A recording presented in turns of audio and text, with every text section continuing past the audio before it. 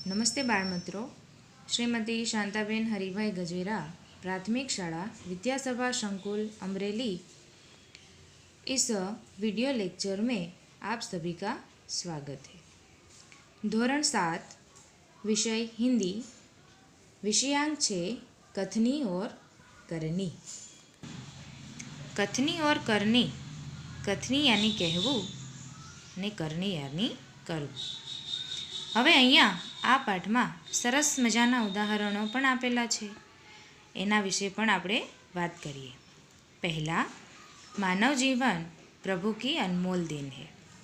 सभी प्राणियों में मनुष्य को प्रभु ने विशिष्ट शक्तियाँ प्रदान की है, इसीलिए वह संसार में बहुत ही अच्छे ढंग से जीवन यापन करता है। मगर सभी लोग हर समय सही काम नहीं करते हैं। कई बार मनुष्य करता कुछ है और करता कुछ है। हमें यहाँ इस पाठ में यही समझना है। ईश्वर ने मनुष्य को अन्य प्राणियों से श्रेष्ठ बनाया है। कई गुणों से उसे संवारा भी है, इसका उसे अभिमान भी होता है। परंतु स्वयं को गुणों की खान समझने वाला व्यक्ति कई बार ऐसे कार्य करता है जिन्हें वह गलत बताता है। कथनी और करनी में अंतर के ऐसे कई उदाहरण रोज देखने में आते हैं।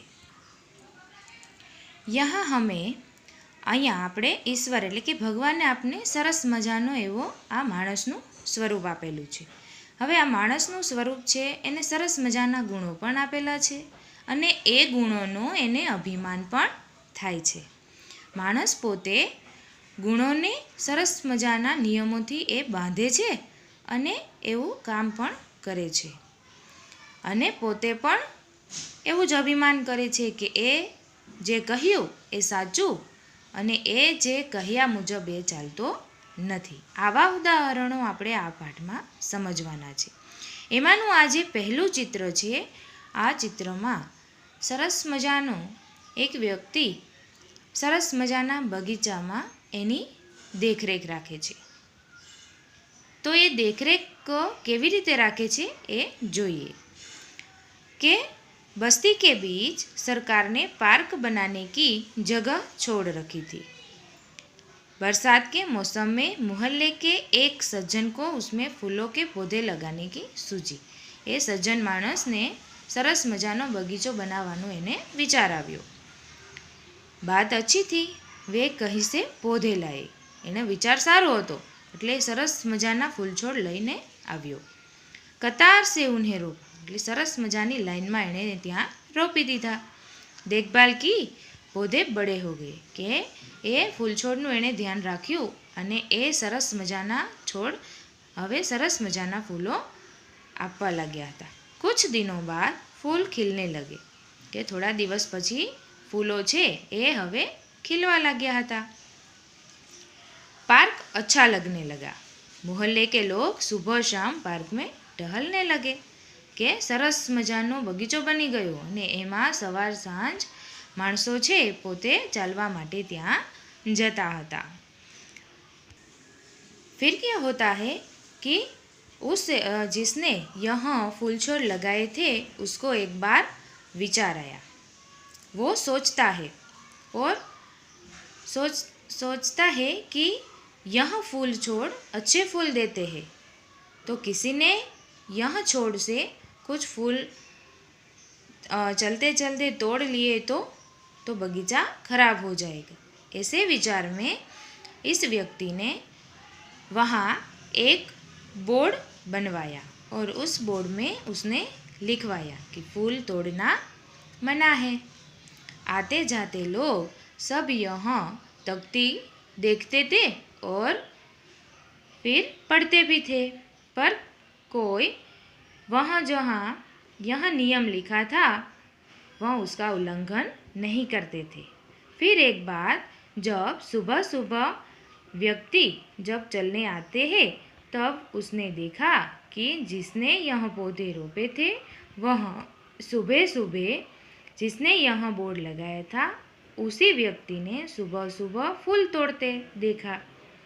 फिर जब वह व्यक्ति सारे इस व्यक्ति को देखते थे तो यह व्यक्ति बोल उठा, क्या मैं तो यह फूल पूजा के लिए तोड़ रहा हूँ।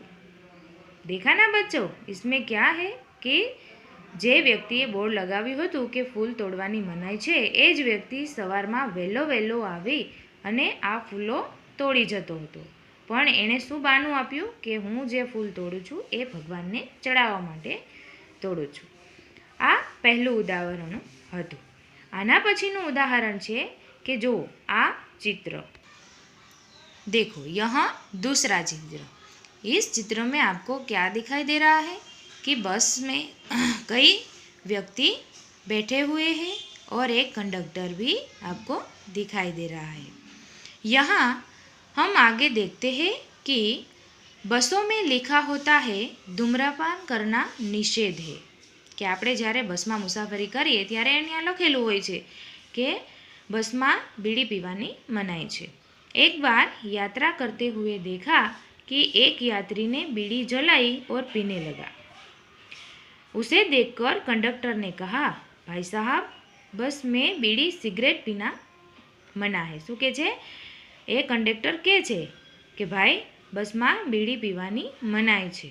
उसने जलती बीड़ी खिड़की से बाहर फेंकवा दी. કે એણે બીડી જગવી હતી એ કંડક્ટરે એ માણસને કહી અને એ જે બીડી હતી એ બહાર फेंकावी दीधी. पछी शू थाय छे? थोड़ी देर बाद कंडक्टर ड्राइवर के केबिन में जाकर बैठा, सिगरेट जलाई और दोनों पीने लगे. शू कहे छे के थोड़ी वार पछी ज्यारे ए कंडक्टर ड्राइवरनी पासे जईने बेसे अने ए बीड़ी जलावी अने बे लोको पीवा लाग्या. एक दूसरे यात्री ने यह देखा तो लिखे हुए वाक्य की तरफ इशारा करते हुए कंडक्टर से कहा. શું કહે છે કે એ જ વ્યક્તિએ પાછો એણે જ્યાં બોર્ડ લગાવેલું હતું એ જ વ્યક્તિએ કીધું ત્યાં ઇશારો કરીને, ભાઈ સાहब बस में सिगरेट पीना मना है. इस पर कंडक्टर शीघ्र बोल पड़ा कि तरत ज ये कंडक्टर बोली उठे छे, यह वाक्य आपके लिए है न कि हमारे लिए. जो बाળકો શું કહે છે કે આ જે વાક્ય લખ્યું છે એ તમારા માટે છે, અમારા માટે નથી. એક વ્યક્તિ એટલે આ જે વ્યક્તિ હતો એણે પણ શું કહ્યું કે એણે નિયમનું ઉલ્લંઘન નથી કર્યું, એ નિયમબદ્ધ રહ્યો. પણ આ કંડક્ટરે શું કર્યું કે એણે બીજાને સલાહ સૂચન આપવાનું વિચાર્યું. આના પછીનું એક બીજું પણ ઉદાહરણ છે, એ હું તમને કહું છું કે એક વ્યક્તિ છે. હવે એ હું ચિત્ર દ્વારા તમને સમજાવું છું. જો બાળકો, આ ચિત્ર એક દુકાનનું છે કે જ્યાં એક માણસ ખરીદી કરવા માટે આવે છે અને પોતાની જે ગાડી છે એ દુકાનની સામે રાખે છે. એટલે કેવું છે અહીંયા વાતાવરણ જોઈએ. एक व्यक्ति दुकान पर गया. स्कूटर दुकान के सामने खड़ा कर ही रहा था कि दुकानदार बोला, आप अपना स्कूटर वहाँ से सामने वाहन रखने के स्थान पर खड़ा कराइए. શું કહે છે કે અહીંયાથી તમારું સ્કૂટર લઈ જાઓ અને સામે પાર્કિંગમાં તમે મૂકી આવો. सज्जन ने कहा, मुझे ज़्यादा समय तक थोड़े ही रुकना है. કે મારે જાજો ટાઈમ થોડો રોકાવું છે, હું તો હમણાં વસ્તુ લઈ અને જતો રહીશ. दुकानदार बोला, पर दुकान के सामने बीच सड़क पर स्कूटर खड़ा रखना कोई ठीक बात है? કે આ ચાલતા રસ્તા ઉપર તમે વાહન પાર્ક કરો એ કાંઈ સારી વાત છે? એટલે પેલો માણસ છે એ પોતાની ગાડી લઈ અને સામે પાર્કિંગમાં મૂકી આવે છે. પછી શું થાય છે? दुकान वापस आकर सामान खरीदने लगे. इतने में स्कूटर लेकर उन दुकानदार पर लड़का आया और स्कूटर दुकान के सामने खड़ा करके वह दुकान के अंदर चला गया. શું કહે છે કે એક બાળક આવે છે ત્યાં સ્કૂટર લઈને અને એ આવી અને તરત સ્કૂટર સામે પાર્ક કરી અને પોતે અંદર દુકાનમાં જતો રહે છે. इस पर उस सज्जन ने दुकानदार से कहा. આ જોઈ અને એ જે માણસ હતો એ માણસે દુકાનદારને કહ્યું, આપને इसे मना नहीं किया? કે તમે આ માણસને મના એટલે કે ના નથી પાડી? वह बोला, यह तो मेरा बेटा है. કે આ તો મારો છોકરો છે. कुछ लोग ऐसे भी होते हैं जो आदर्श की बातें करते हैं, लेकिन जब उन्हें अपनाना पड़े तो वे आदर्श भूल जाता है કે એ સારી સારી વાતો તો કરે છે પણ એને પોતાનામાં ઉતારવા માટે એ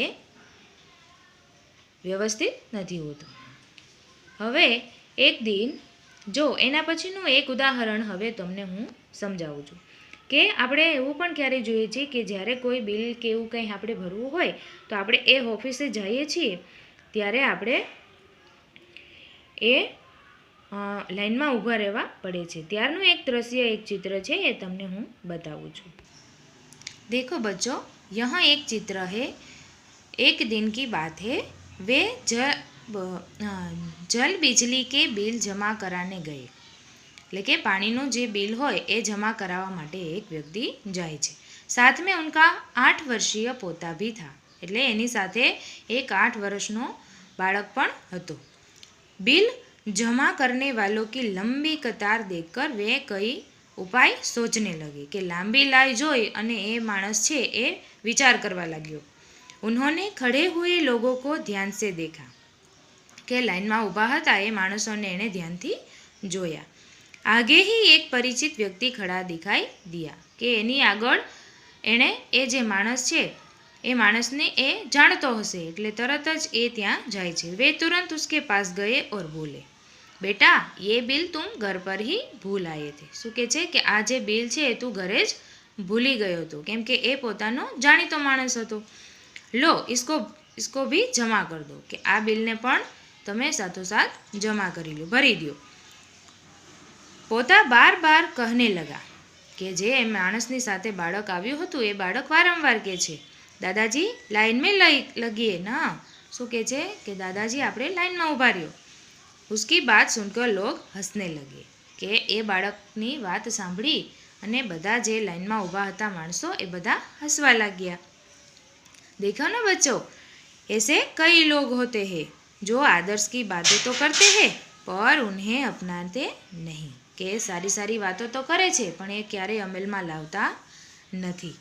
इस प्रकार का आचरण अच्छा नहीं होता है कि ऐसा आचरण करने वालों को सभी सम्मान नहीं मिलता है. શું કહે છે કે આવું વર્તન કરવા માણસોને ક્યારે માન મળતું નથી. वे हंसी के पात्र बनते हैं.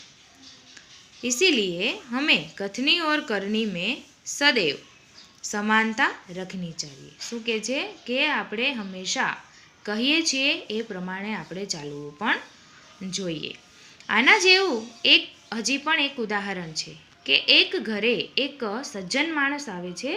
એ સજ્જન માણસ પોતાના ઘરે બીજાના ઘરે આવી અને થોડી વાર બેસે છે અને એ બંને જે વ્યક્તિ છે એ વાતોમાં એકદમ મગ્ન થઈ જાય છે. फिर क्या होता है कि बाहर दरवाज़ा खटखटाता है. तो एक व्यक्ति वह दरवाज़ा खटखटाता है तो वहाँ से उस घर में रहता एक लड़का वह दरवाजे के पास जाता है और वहाँ जाकर पहले तो वह खिड़की से देखता है और व्यक्ति अपने बच्चे को कहता है कि वह उस व्यक्ति को जाकर कहे कि उसके पिताजी बाहर गए हैं. फिर क्या होता है कि वह लड़का दरवाज़ा खोलता है और खोलता है तो सामने वाला व्यक्ति कहता है कि अपने पिताजी को कहो कि मकान मालिक किराया लेने आया है. बच्चा झट से बोल पड़ता है कि पिताजी ने कहा है कि मकान मालिक से कह दो कि पिताजी बाहर गए हैं. देखा ना बच्चों, एकदम बच्चे तो निर्दोष होते हैं और वह जो अब बड़े कहते हैं वहीं वो कहते भी है और वह मकान मालिक झट से हंस पड़ता है और उसके घर पर जो व्यक्ति आते हैं वो भी पानी पानी हो जाते हैं और हंसने लगते हैं. इस प्रकार हमें कथनी और करनी का यह पाठ में समझ मिलता है कि हम जो कहते हैं वो अच्छी तरह हमें करना चाहिए. तो बच्चों, कैसा लगा ये पाठ आपको? अब मैं आपके लिए दूसरा ऐसा ही एक पाठ भी लेकर आऊँगी, पर अभी के लिए मैं यहाँ समाप्त करती हूँ. ધન્યવાદ.